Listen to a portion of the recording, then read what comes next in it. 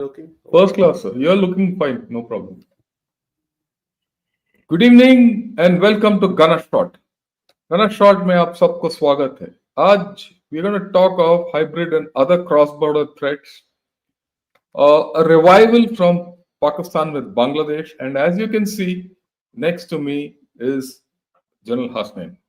Sir, good evening and welcome to Gana Shot once good again. evening. Long Good time. evening. Yeah, and it's a very nice time to talk of this. I wouldn't say nice, it's an opportune time to talk of this subject of cross-border threats, especially from Pakistan alongside Bangladesh. And I'll put it out why I feel so. Of late, if you see, the incidents on the LOC have increased.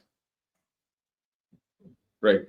Then you saw on the Kashmir Solidarity Day, suddenly they brought a chap from Hamas, some representative. He came, spoke, all that. And they're trying to equate the situation in Gaza and all that with the Kashmir situation.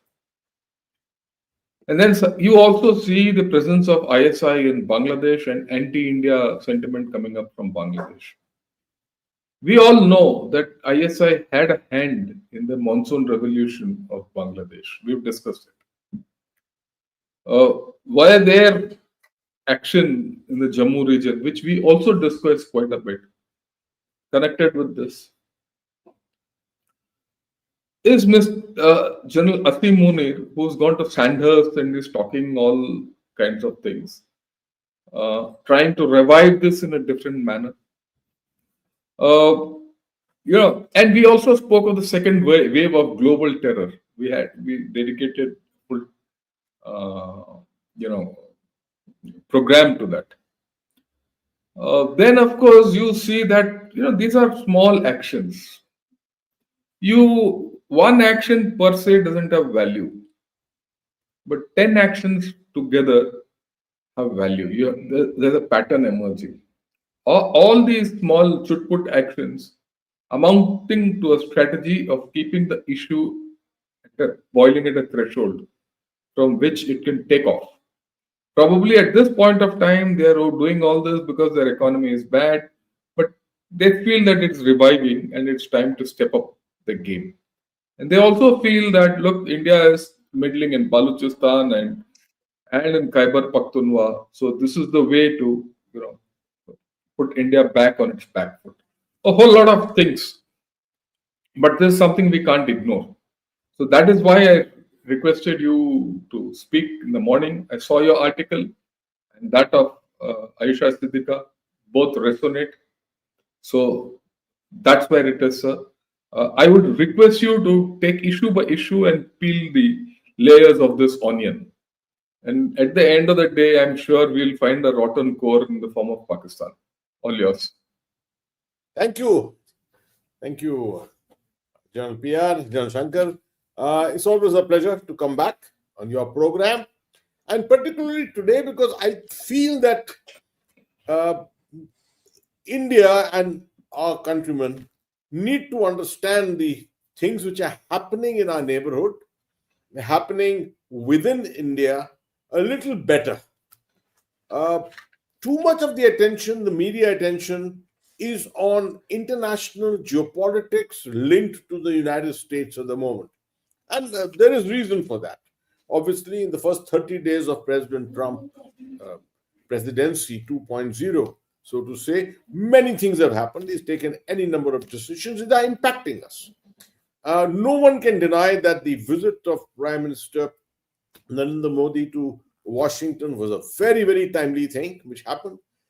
He had to take a stock of where did Indo-US relations lie. And having done all this, he created a bit of a flurry in the geopolitical and strategic circles in India, and everyone is discussing Indo-US relations. We're looking at Ukraine, we're looking at Gaza, we're looking at conflict termination there in both these areas. And therefore, perhaps under the radar, a lot of things are happening here in India, which somehow tend to get ignored by the media and therefore sort of lose focus. it's important that we don't get surprised. And that was the reason, that was the purpose of writing this article at this time. I had already written an article in the Indian Express, so obviously I couldn't immediately sort of find a space in the Indian Express. So I did it in the Asian Age and the Deccan Chronicle, which I find are very good newspapers to throw up issues because they are read in the bureaucracy, they're read in the power circles everywhere. Pleasantly, I was very surprised and very happy to see that in the print, Aisha Siddiqa, the most respected Pakistani strategic thinker who does not live in Pakistan today, who lives in London. I have spoken on the same platform with her a number of times, and I have a very good understanding with her. I found she was writing almost exactly what I wrote in different ways and with some little different inputs. And that only reinforced my thinking. Now, my idea, this whole thing is that we need not look at the situation now immediately. We need to take it from sometime around June last year. From June last year, you remember the 9th of June, on the day of the inauguration of the Honorable Prime Minister, we had an incident with the bus in the Riyasi area where 9 people were killed in that. Now, it's from there that I think the whole trigger started. A lot of things happened in Jammu in the next few days, and we said that there is a group of 35 people who have come in. There are some regulars from the Pakistan Army, etc., who are operating here. We spoke of Hill Kaka and the Pir Panjal and Pir Panjal South, etc. And in all that excitement of that, the entire attention of the strategic community in India came back to Jammu and Kashmir. We lost focus of Northeast. And you suddenly found on the 5th of August, that's just 2 months later, you had the Bangladesh revolution, so to say, the meltdown, so to say. Now, I am extremely wary of this, and I feel that there was a linkage between these two events. What was happening in Jammu region at that time had the total backing of Pakistan, and obviously was with an intent to divert the complete attention of the Indian strategic community, the government of India, towards Jammu and Kashmir. It was a worrisome situation. We were thinking the revival is taking place in a big way, and that is why everyone was focused there. And suddenly, under our nose, under our eyes, suddenly this happened in Bangladesh. Now, when again you're finding that 6 months down the line, on the 5th of February, exactly 6 months from the 5th of August, a date which also coincides with the 5th of February being the Kashmir Solidarity Day, we find events happening on both sides. You're finding a lot of things happening in Rawalakot. That I think all our viewers should know. Kashmir Solidarity Day does not get celebrated so much now in Rawalpindi because of the FATF scanner. And it has shifted into the POK region where the scanner is not so intense. And a lot of activities, and you already mentioned about the coming of Hamas there and, projecting as if Hamas has joined the whole struggle, etc.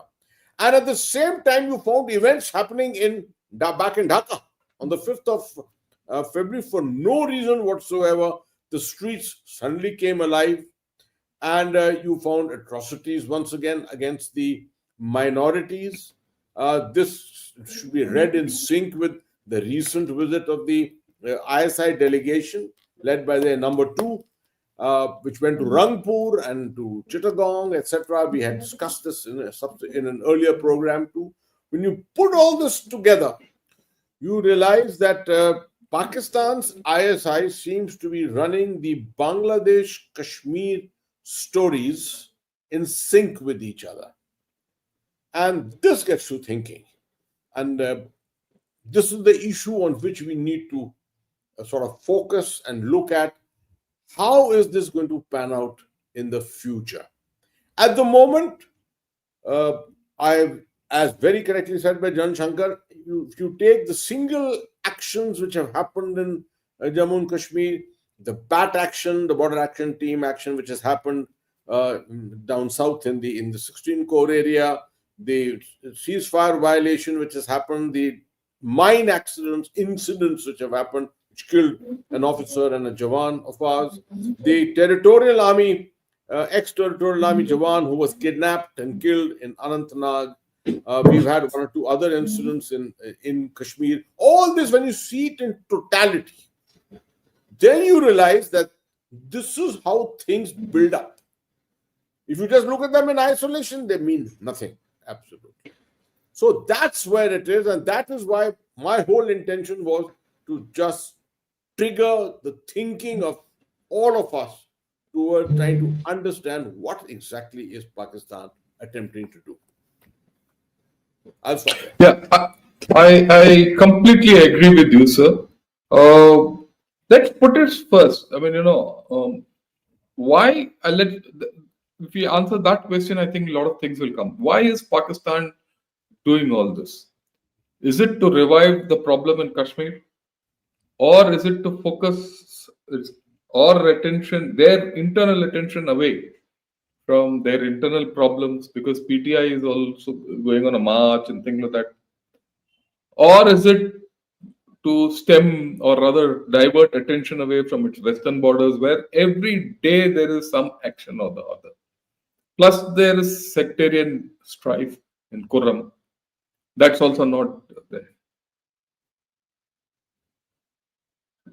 Motivation of this revival. I'm not talking of motivation of why they are doing it against India.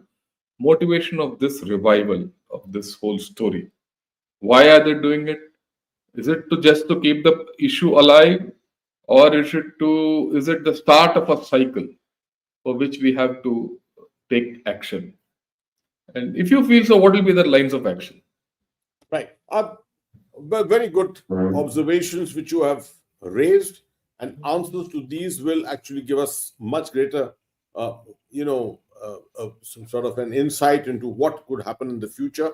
First thing which I would like to say is that Asim Munir, General Asim Munir, a former GOC of the 30 Corps, and 30 Corps is the corps which is opposite our 16 Corps also in the same area. So he knows this area very well.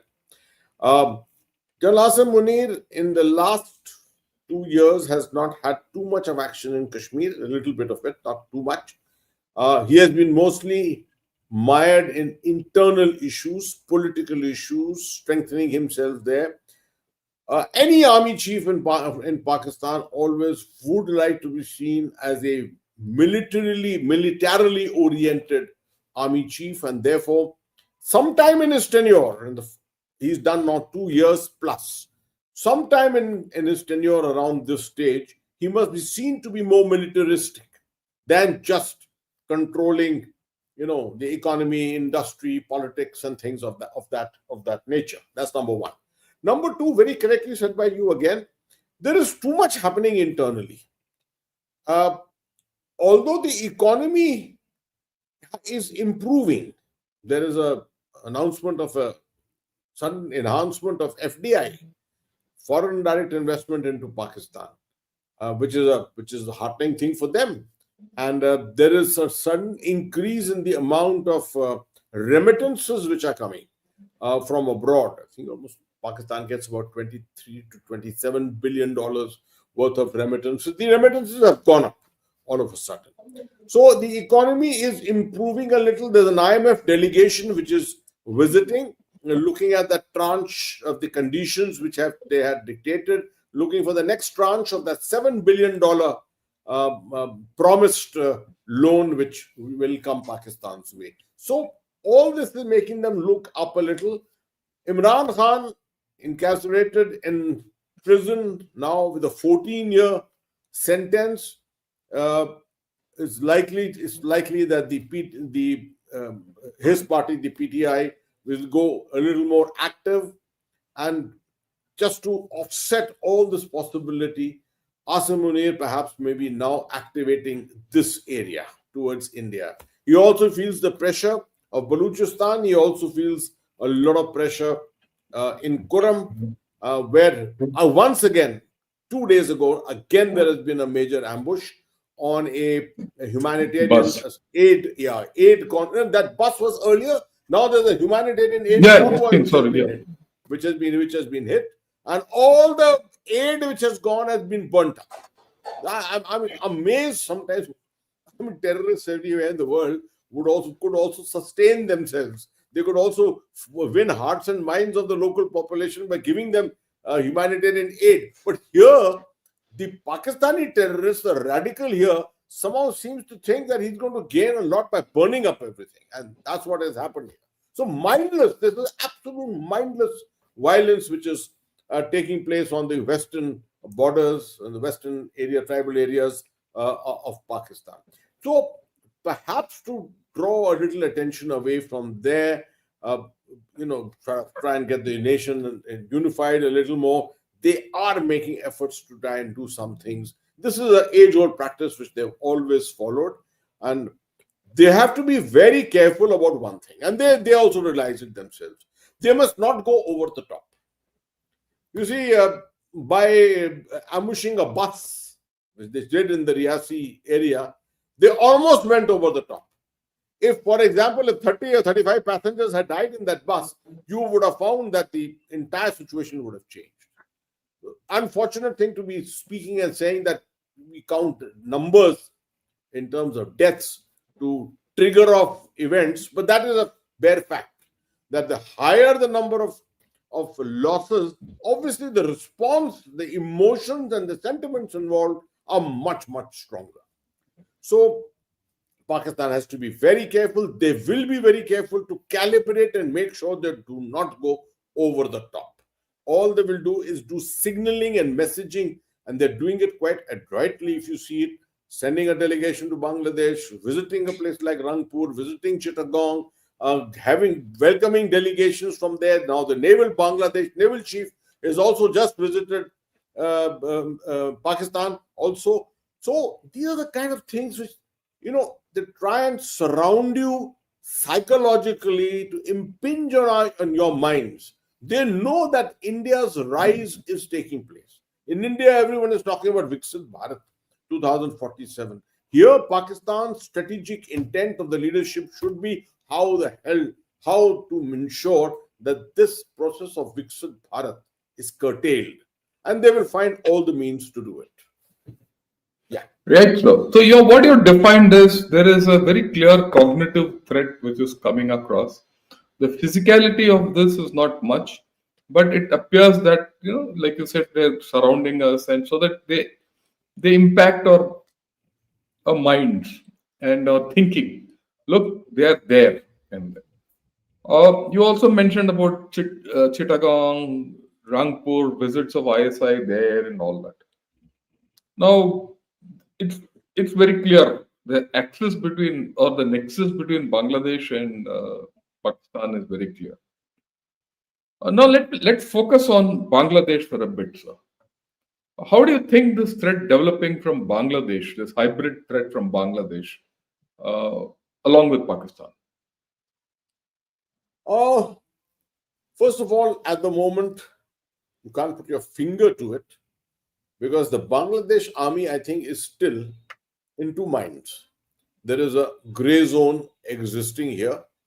I don't think the Bangladesh army has gone over the top yet. They are cooperating with the Pakistan armed forces as such, feeling around, groping, looking for things in which they can perhaps send things across to India, messages across to India.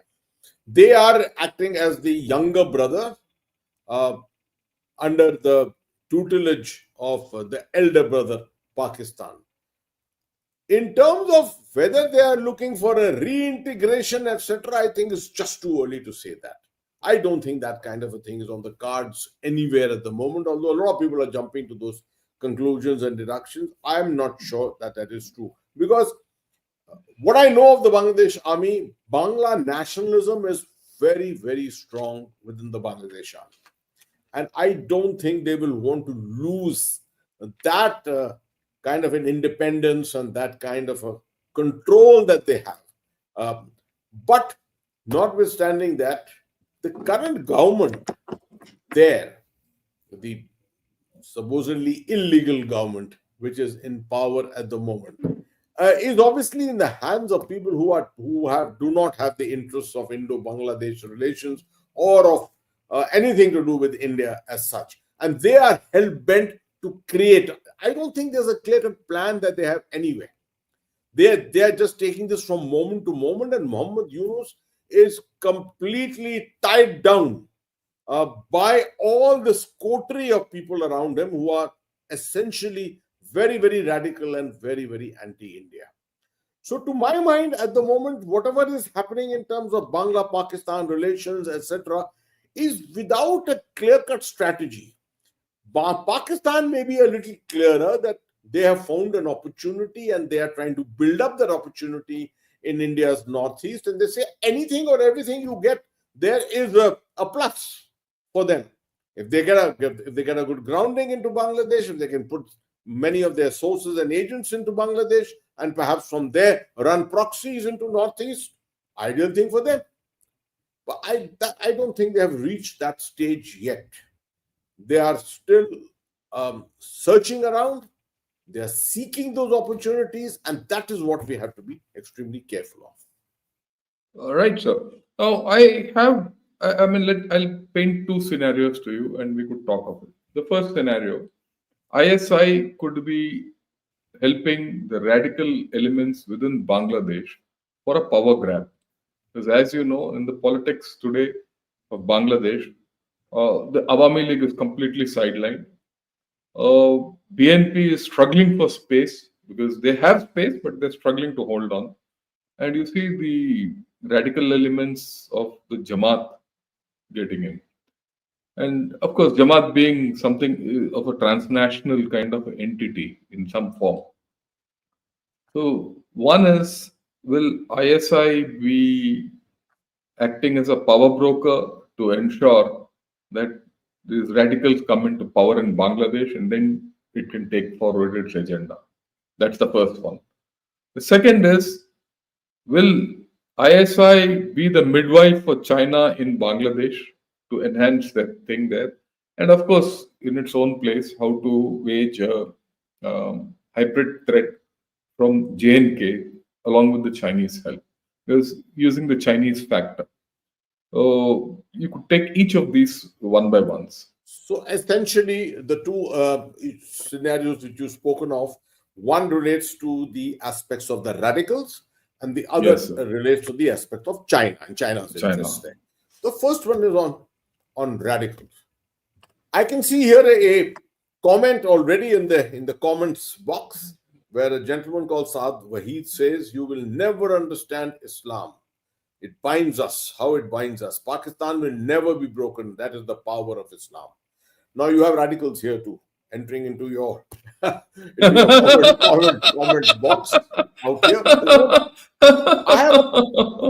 I have always said, in most strategic security forums in India, I've been speaking about. I'm one of those who has always projected this, that our Islam in India is a very benign form of Islam. And that's how it should remain always. It's democratized, it is well integrated, it is, more tolerant. But what you see in Bangladesh, what you see in Pakistan, and Pakistan had a similar kind of Islam that we follow. Pakistan and Bangladesh both are in the throes of radical Islam. Very strongly in the throes of that. And that is to their interest, to their perceived security interest. Now, that is the one factor by which both Pakistan and Bangladesh will remain joined. The issue of Islam. Although they've had a terrible experience earlier as a single nation, they've seen that nationalism, culturalism is far stronger than the bonds of faith and religion.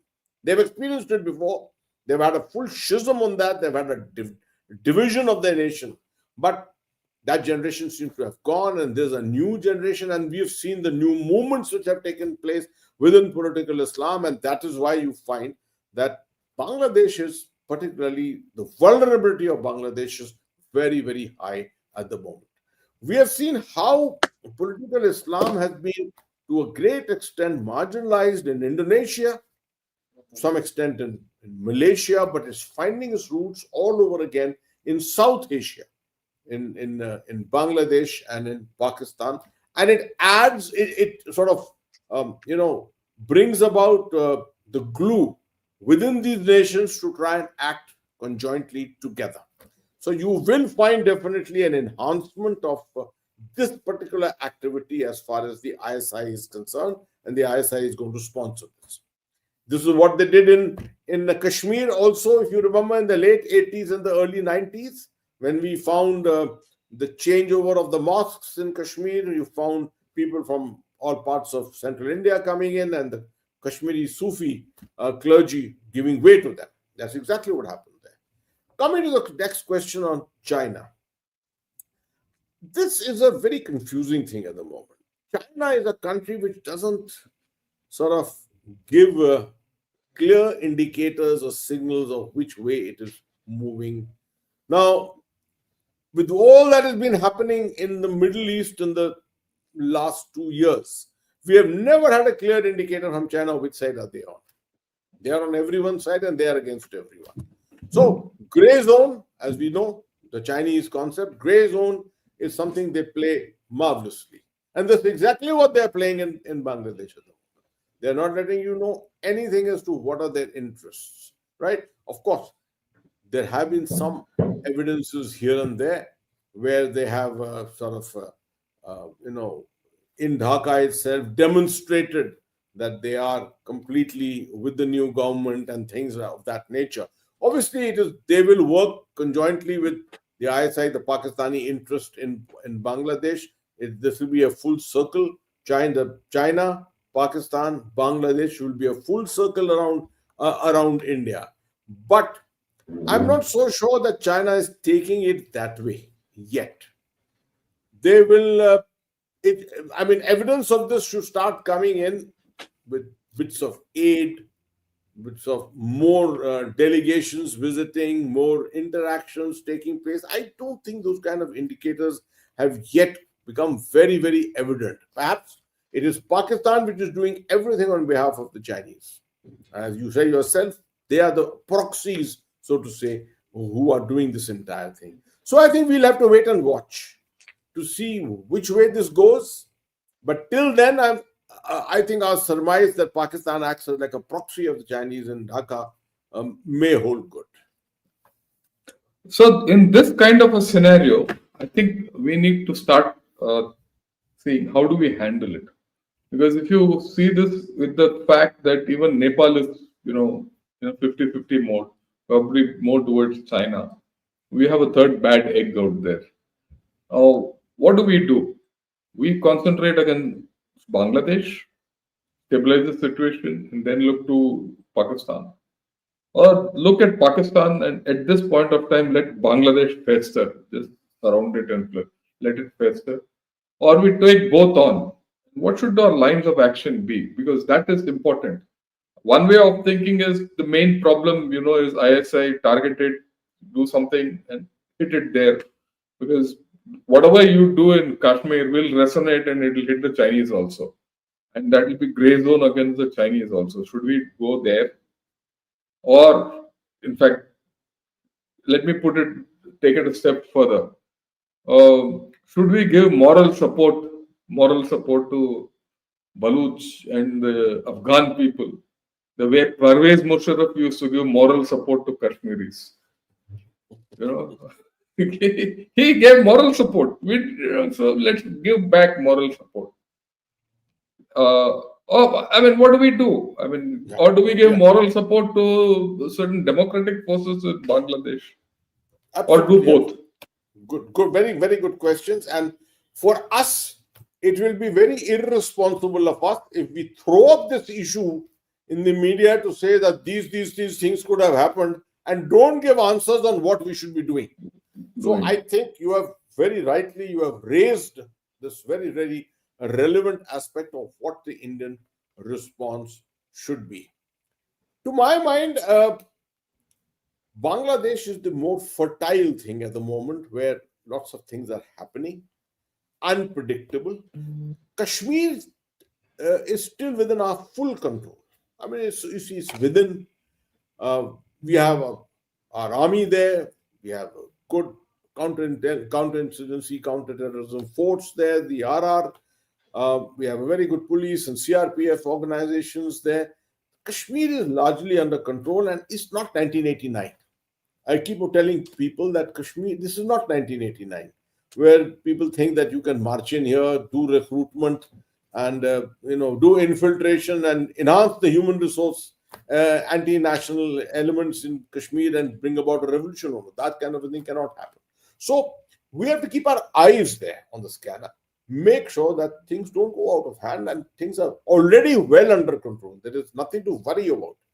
Um, I'm very happy to see in Kashmir that there is no political turbulence and that the development agenda is carrying on. Very happy to see that Mr. Omar Abdullah, the National Conference, all of them are acting in concert with the national with this union government, and that is why there is nothing on in terms of turbulence there. But these little actions here and there need to be taken cognizance of, and I think the security forces are good enough to ensure that this whole thing remains under control.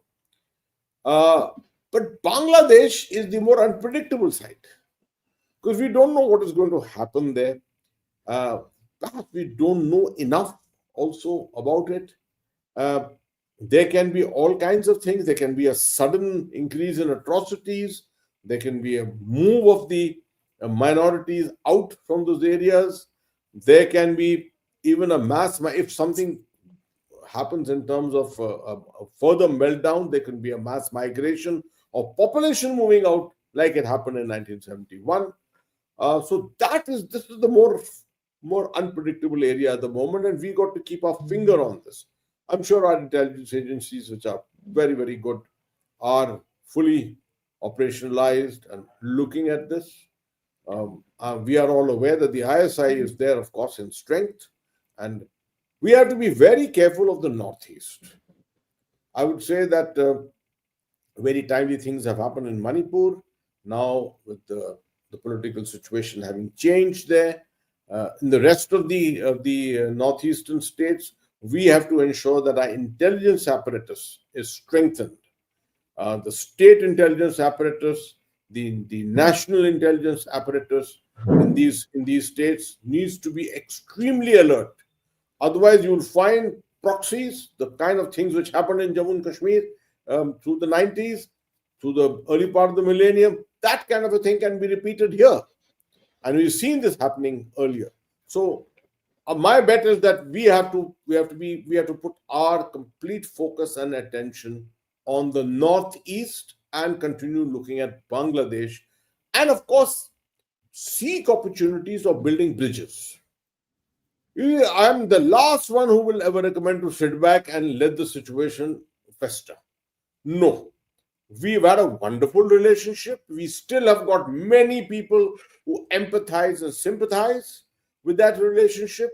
And we should try and make sure that we find our opportunities to get the people of Bangladesh back into our fold, understanding, realize that they have a great future if they link up, remain in sync with India.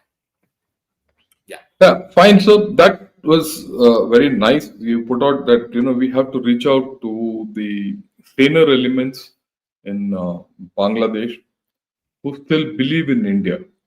And just to say add weight to what you're saying. For the first time, probably day before yesterday, I saw editorial in Dhaka Tribune where they said, "Look, India and Bangladesh are allies. Whatever happens, there is a major thing that Bangladesh has to depend on India for many things." And I think there is some hope, which I see personally, which I didn't see maybe even a month back. And a lot of it probably comes from the remark of President Trump. Two parts. I'll getting back to that, and two parts of the statement. The first part of the statement, he said, "Deep state is not in Bangladesh. Didn't operate in Bangladesh." And the second part of the statement, he said, "I leave Bangladesh to the Prime Minister." Now, many people in Bangladesh feel, look, the fact that deep state, uh, President Trump has said that the deep state didn't get involved in Bangladesh meant that this was a completely internal thing. And the second part they've ignored. Whereas in India, the first part was, said, look, he was not referring to the current deep state, he was referring to the previous deep state, that kind of a thing. He was putting into context that. And he's left this thing. So, how do you see this balance? I mean, but I also feel, this is my view, that people in Bangladesh have understood what President Trump has said. So, from that perspective, how do we think we should go forward? Absolutely. I mean, I think this is only what you're saying is actually reinforcing what I'm saying. Yeah. Exactly that. That the perception which it seems to be building up in Bangladesh seems to be very, very marginally at the moment a return to greater sanity and a realization and understanding that without India, Bangladesh cannot be in business, right? Of course, the China factor is there, but the physicality of it is the link with India. And the United States continues to remain the big brother who has virtually sanctioned the security of Bangladesh into the hands of Prime Minister Modi. So it doesn't want much. The United States does not want to do very much with Bangladesh otherwise. This is also have to realize that a single act like taking out or curtailing US aid would have a major effect on Bangladesh. And in the future, if President Trump considers Prime Minister Modi as the link figure looking at Bangladesh, obviously all aid, US aid, etc., will be linked to recommendations by Prime Minister Modi. So I think this realization is coming about in Bangladesh, and they will realize that, prematurely, the passion of the revolution and the meltdown that always happens. People took it upon themselves to say, we are independent, we can get along, we can do everything on our own. It's only after some time that you realize, no, it's a world there which you have to live with, and therefore you have to link up with everyone outside, and staying linked up with India is only to the advantage of Bangladesh. So your readings are, Jan Shankar, I think absolutely correct. Even I am getting those initial signals that things could change around, could turn around in Bangladesh. Right. So things could change around in Bangladesh, but things won't change around in Pakistan. That's the thing. And we know that, we have this neighbor of ours who's intransigent, though we have taken a call that we shouldn't be speaking to them with nothing. But at some point of time, we need to speak to them. Right? And after all, as neighbors, for how long can we keep quiet? So that's the question which gets thrown up on and off. Personally, I feel that the current government is doing the right thing by not speaking to them. I'm with it. But having said that, let us debate. Given the current nature where Pakistan is there a case for us to open some kind of dialogue with them? Why am I talking like this? I recently heard a commentary by someone where there was a lot of discussion in Pakistani channels that when Prime Minister Modi went to USA, his aircraft was over Pakistan for 41 minutes. I mean, I don't know what that fascination is, because any aircraft which crosses Pakistan will be the overflight for about 40 odd minutes. He says now the Indian Prime Minister going over Pakistan for 41 minutes before he meets President Trump became a matter of great debate and discussion in Pakistan. So if that be so, is there a case for us to open dialogue with the people of Pakistan? I'm not talking of, like the way we are opening up talking to people of Afghanistan? Good question. Well, thank you for that question. I am completely in agreement with your first part of your statement that the government of India is doing the right thing when it took the decision that you can't have talks and terror together. I am also in agreement with your subsequent suggestion that we need to talk. How do you sort of put these two sort of views together? That we should not talk, we are doing the right thing by not talking, but we should talk. One of the ways of not talking and yet talking is through the official track to dialogue. What is an official track to dialogue? Well, it becomes a 1.5 track dialogue. Uh, that's a. I have been for better part of about 6-7 years on this circuit of the track two. I do feel that it can be useful, although at the moment it is only sponsored internationally by different players. But if the two countries themselves sort of give it greater, uh, you know, partial official backing, maybe we can talk around a lot of things on issues which we have never spoken about for long. One of the things that I think India would always insist on is the return of a Pakistani ambassador, um, going back, our High Commissioner going back, the Pakistani High Commissioner coming back here, a restoration of relationships. I mean, Pakistan withdrew that under the thing of Article 370, on the withdrawal of Article 370. And a lot of people in Pakistan say that if they restore their High Commissioner here, they would be virtually in agreement with what India has done in terms of Article 370. I'm not sure how correct that perception is. Things move on. Uh, for that matter, then there would never be. I mean, if you have to go by this thing that what India has done with Article 370, Pakistan is completely against it and will not talk on that basis, then of course there's no question of any talks or anything coming together at all. Track 2 can still overcome this. Track 1.5 can still overcome this. The other thing I have is that to create the conditions for track 1.5 and a little more seriousness attached to this whole thing is a period of reasonable inactivity, stability in Jammu and Kashmir. I was hoping that this would continue last year when suddenly, all of a sudden, when Jammu went into flames, I was hoping that things would continue without any major, triggers and activity in both in Jammu and Kashmir. But unfortunately, we all got disappointed by this. If you have, let's say, a year and a half, 2 years of no militancy, no acts of terror, and no attempts at infiltration, etc., then I think uh, there could be reconsideration. And along with that, you could go on to 1.5. Perhaps you could, from 1.5, you could progress to talks.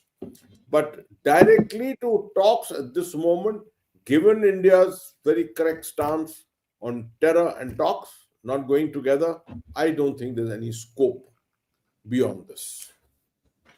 How do you reach to the people, sir? I mean, that's a question which keeps coming. Is there a case for us to reach to the people of Pakistan the way we've been reaching out to the people of Afghanistan, or is that a closed case because the people of Pakistan have a mindset of being against India? Uh, in a way, the manner in which we have had a relationship with Bangladesh, in terms of particularly, for example, medical visas, medical tourism, right? Some amount of trade with Bangladesh, we've had trade. With Pakistan, we've had no trade at all. I mean, and opening up any kind of trade with Pakistan is considered by them to be very anti-national because they feel that India would be splurging this goods onto Pakistan markets, and there would be no competitors in Pakistan to be able to do anything against that. So that perception prevails among the traders, among the economic community in Pakistan, which needs to be corrected and overcome, right? A people to people relationship, we had one earlier with Bollywood, with, exchange of singing stars and things like that, which was happening on a regular basis. But then when Kashmir went very, very violent, when it went over the top, all this had to be to be stopped. I continue to say this, the same thing, that if for a period of a year and a half, 2 years, you have no activity in Kashmir, perhaps the initiative could be taken by Pakistan to a great extent. It will be to their advantage also to try and reach out to India to have a greater people to people relationship and look for things like visas, medical visas, and medical tourism and things of that nature. Yeah, I think you're right, sir. Because I put all this up because I think at some point of time we need to have an internal discussion, even if that internal discussion ends at the fact that this is not the time to do anything, and this is not the environment also to do anything, which is an outflow of what we have discussed today. That look, this is not the time. The time has not come yet.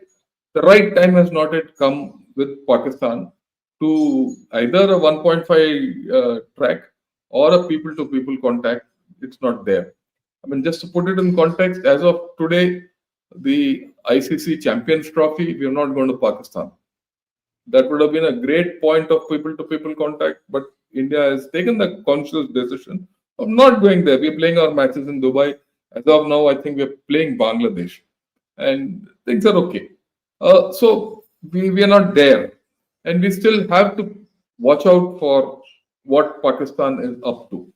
I mean, the trust factor is in any case not there because there's no dialogue. On the One other thing we will have hand, to remember, one thing we'll have to remember, Jan Shankar, is that we have had a history of attempts at a people to people contact. I recall 2003, 2004, when the Indian cricket team went there and people from India went, and there was great hospitality in Lahore. No one was even taking any money from the Indian tourists who went there. Lahore's famous food street, even the scooter walas there and things like that. People came back singing praises of Pakistan. I remember in 2004. But what we got to remember is the deep state. It, the deep state will not allow this to continue. It will happen for a short while. They'll create a thing, and then suddenly an action will take place on behalf of the deep state, which will upset the entire apple cart again. What do you do to the deep state? You can't really do very much about it. You can't eliminate the deep state because the deep state is there. there it's theirs. Yeah. So I think we've covered the whole this thing. We'll have some. We'll take some questions because do see some interesting questions. Okay. There's the first question, sir, from Ritik, who's a regular. Says, why do both Pakis and Bangladeshis have a self-delusional sense of superiority? Is it a consequence of theological indoctrination or is it just pure delusion? I think he's right. There is a sense which I get of their being bigger than what they actually are. Yes, sir. Mostly, yes, you're right. Pakistanis, all the Pakistanis I have met in London or who served with me here and there in various missions, etc., have always had you're correct, absolutely correct, a sense of superiority. How delusional it is, I'm not sure, but they've had a sense of superiority, which is not justified at all. I suppose most people have a sense of, when people feel very proud of their faith and their culture and their country, etc., they tend to have a sense of superiority. We Indians, that way, are comparatively a very, very mellow people. We don't project ourselves in that manner at all. It's now that a cultural reawakening is taking place in India to project itself in this manner, what we are looking at Viksit Bharat in 2047, etc. Where is Pakistan and where is Bangladesh compared to India in economic, socio-economic terms and things like that today? Of course, they've got lower, smaller populations, so that certain socio-economic parameters, they may be as good as or as bad as India. But overall, when you see comprehensive national power, when you see, obviously India is much, much bigger, and Indians need to feel very proud of it. but we don't sort of wear it on our sleeve and express it, which is something, this is a characteristic of South Asia, and not South Asia of India, but the South Asia of Bangladesh and Pakistan, which is typical to their culture. Right. The next question, sir. I don't know if there's a the interview of BBC with Mr. Omar Abdullah was provocative. Your views, sir, if you've seen it. I have not seen it, so I really I have can't comment. not seen the, I have not seen, I've heard of it. I have not seen it, but uh, knowing BBC, I'm not sure how Mr. Srinivas, what is Mr. Srinivas actually conveying? Is he conveying that it was BBC which was provocative, or it was Mr. Omar Abdullah which was provocative? I don't think Mr. Omar Abdullah is provocative at all today. His views, which he expresses in the Indian media and the national media here, uh, are very, very salutary and very, very, should I say, you know, nothing over the top as such. Very cooperative with the national government. Obviously, there is also a purpose behind it, that Jammu and Kashmir is seeking the return to the status of a state, etc. And they don't want to upset the apple cart in any way. BBC has a way of being provocative. They've been provocative with me also when I happened a couple of times when I have been appearing with them before. I don't go to BBC any longer. But I mean, beyond that, we really can't answer because we haven't really seen this interview ourselves. Yeah. Then, sir, what are your views on KP and GB people? What India government can do to help the Kashmir integration with Bharat? I'm glad you're asking it in this way. Otherwise, mostly people ask it in that very awkward way of saying POK ka wapas aayega, right? Uh, Implying that POK will come back militarily.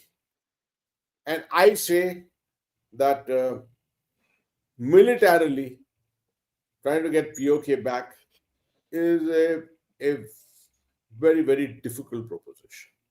Very, very difficult proposition. It will involve much. I mean, two nuclear powered countries losing territory, losing land, which is our land as we claim, our land completely. The 1994 resolution also says very clearly the whole of Jammu and Kashmir belongs to India, but at the moment the physical occupancy of that portion of Kashmir, of Jammu and Kashmir, POJK, is in the hands of Pakistan. No doubt, and therefore it will not part with it. If it is forced to part with it, then it is also a nuclear powered country, and what they do is unpredictable. So I'm not sure that this can happen militarily. It can happen, however, through the political legislative route, but it will take fairly long. It will take very long. It is very presumptive on our part, perhaps, to say that India, by virtue of the fact that there is a fair distance between the economic parameters, the socio-economic parameters between Pakistan and India, and it's going to only expand that much more, that the people of POK themselves may actually look at us and say they would prefer to come into, be a part of J&K. Many of them have expressed this sentiment. I have met many of them myself in Jammu and Kashmir, and they have expressed that sentiment. They will never express that sentiment publicly because in Pakistan, you can't perhaps do that. So, what we should continue doing is to support them politically, give them psychological support at all times, welcome them if they so wish at any time. Their political elements there must work towards it without, of course, going over the top and creating a problem within Pakistan and Pakistan occupied Kashmir. But definitely there are other ways of working on this, and that is something that we should continue supporting. Just like Pakistan has supported all kinds of elements inside our in part of Jammu and Kashmir at the moment, we should have no hesitation in supporting whoever wishes to be a part of the greater Jammu and Kashmir or the main Jammu and Kashmir. I'd just like to add, sir, because this is a question which keeps coming. In my conversations on this channel only with people who have been in Pakistan, who are expatriates from that area, They tell me that, look, sir, at this point of time, there is no feeling of the average person in either KP or GP to integrate with India. They have no feeling. I mean, they might not be happy with Pakistan, but they are not. They'll say, okay, we'll live with Pakistan. There is no feeling towards moving towards India. And I think that people's movement has to come up, like you rightly said. And unless the people want to do, then you really can't help because, or you instigate them into this thing. But I, like you rightly said, I don't think this time is right for any kind of instigation. At best, we can support them in their aspirations. But fundamentally, they have to aspire. Unless they aspire, we really can't do much. And of course, I, we don't have to expand that side because we have to first consolidate our own position. Our I own position entirely is agree, not Lord. fully consolidated. I So I just entirely, thought I'll I add entirely this. agree. Agree entirely with you. There's no Yeah. dispute on this at all. Apparently, Pakistan has mostly lost control over Balochistan and other Afghan dominated areas. They also have a confrontation in progress with Afghanistan. Where is Pak headed? There's a mega question which I thought I'll save Yeah, it to yeah. the end. It's a good question also.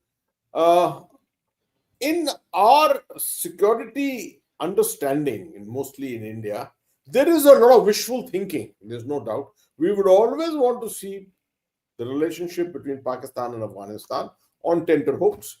It, for the better part of it, my military brain ensures, sort of perceives that keeping 11 and 12 corps of Pakistan army totally committed towards the Western Front is definitely in our interest, and Afghanistan is doing it marvelously. All those 118 units of the Frontier Constabulary similarly deployed there in the tribal areas, doing counter-terrorism and counter-insurgency duty, gainfully employed uh, out there. But coming to your larger question of the question which you have asked as to where is this situation heading, I have it in some of my commentaries earlier. I have mentioned that this is a long-term thing. I don't think the Durand line can be you know, redrawn, or an agreement on that can come about. Just like the situation is almost something like, the problems in POK, that you can't find immediate answers to it, right? Uh, but having said that, I would say Afghanistan, or the Taliban in Afghanistan, perhaps is perceiving, and I've written on this several times, perceiving that they have got the better of so many empires. They've got the better of the British Empire. Got the better of the Soviet Empire. They've got the better of the United States of America and NATO. So, what prevents them from being the dominant force in this area and not just sort of uh, being a proxy of someone else here? And that's the reason why they are being very, very strong in their approach towards Pakistan. This Pakistan had a very condescending kind of an approach towards them, towards Afghanistan, but the Taliban has paid it back in equal measure by making sure that they have raised the issue on the border. They have supported the Tehreek-e-Taliban Pakistan like a proxy inside Pakistan. They have supported even the Baluch to some extent. So this is going to continue to fester. It is not going to lead to any exchange of territories or capture of territories and things of that nature. This will be a proxy warfare which will continue. I don't think Pakistan will find the means to be able to do this inside Afghanistan, but definitely the Afghanistan Taliban will definitely be able to do it inside Pakistan, because they've already got the proxies all ready and already executing their actions. So what you can see is a lot of turbulence, lots of turbulence on Pakistan's Western Front and in Balochistan in the future. I would like to add, sir, to what you have said and put it in the historical context. If this is a thing which you read their books in this area and Pakistan history and all that. This problem of Durand Line didn't start today. It started in 1947 itself. In fact, when the Durand Line was drawn, and it was that was the reason why Jinnah, at that in 47 itself, diverted those tribals into Kashmir those days to divert attention away, the Pashtun nationalism away from their own territory. It was later repeated in 65 also, right? There's no doubt about it. Then, of course, it festered. 71, the whole thing got, uh, covered under the separation of Bangladesh from Pakistan, and that actually put a blanket on this Pashtun nationalism. But it resurfaced with the Afghan invasion of, USSR invasion of Afghanistan, where these people again, the area erupted, and at that time, Ziaul Haq sent all these people back into Afghanistan. Then, when Afghanistan war finished, they didn't know what to do with all these people. They sent them back into Kashmir. So this ding dong movement started. Then, again, when this global war on terror, again this whole story, these people were sent back into Afghanistan. Now the cycle has come to a stage where these people who are astride the Durand line can be sent nowhere. There's no reason to go anywhere. Unless Pakistan wants to pick up a war with India, which it cannot. We know that. So I think what you said is very right, that Pakistan has to resolve this problem for itself. The question is Pakistan strong enough to do so? It is not. And Taliban, the way it is, feels it is strong enough to do so, like you rightly said. And it is the next thing is Pakistan doesn't. The Taliban have nothing to lose in this whole bargain. Whatever they have lost or gained is there. Yeah. They have nothing to lose, whereas Pakistan has a lot to lose. So I think we're going to see this problem fester and fester and fester with no solution. And I don't think either of them, Pakistan or the Taliban, have the capability to enforce something permanent out there. Absolutely. And And that the United States of America is going to keep its hands off from this area. of everyone's Everyone's going to keep completely. their hands off from this area because they've had And enough of it. enough of it. And I don't think China will also enter this. If you see, China is also pushing Absolutely. Pakistan to do. They are not entering. They're not So entering. this problem is not going to solve at all. And to a large extent, I would like your comment on this. To a large extent, from an Indian viewpoint, I think this is one of the best things which can happen. That Pakistan continuously keeps looking to the West, and it has no choice but to look to the West, which will leave us at peace. Your view on this, sir. In fact, you I, said this I, earlier, I, but I'm just reinforcing it. yeah, I'm just reinforcing this also what I have said earlier. Our relationship with Afghanistan is building. Obviously, we haven't recognized the government of Taliban, and no one has done that so far. But definitely, this the foreign secretary talks which happened in Qatar, and a joint secretary visit which took place to Kabul. Yeah. I think all this is going well. We should continue to give our aid as much as possible to them, and we should continue to look for medical assistance to them from time to time. I know that anytime there is an earthquake or any major disaster, etc., we are always ready. India is the first country which will always send relief to Afghanistan. So, to that extent, the Taliban fully realizes it, and they have a good understanding with us. And I'm sure in that understanding, there will be a strategic angle to it also, and the Pakistani connection will continue to remain very much live. Thank you, sir. The last question, we answered it, but I'm just putting it. Jai Hind, sir. President Trump said he's leaving Bangladesh to PM Modi. What kind of action is PM and his team planning for securing Bharat's interest in Bangladesh? We've spoken about this, and it's too early to say what exactly is going to happen because a lot of our action will depend on what happens in Bangladesh. One of the things So I which is think very clear, one of the things which is very clear on this, and everyone should take home that I think, is that India is not going to disturb anything there from our side, right? I think our policy is very clear. We are just waiting, watching quietly at the moment. And we must make sure that we are in the information loop on everything which happens inside Bangladesh at this time. uh, is it religion or education poisoned the normal Pakistani, or is it corrupt leaders playing tricks on people? It's Why the is second. Pakistan? It's the second part which is more. I can assure you, I've met a lot of Pakistanis in my life. I found nothing wrong with them.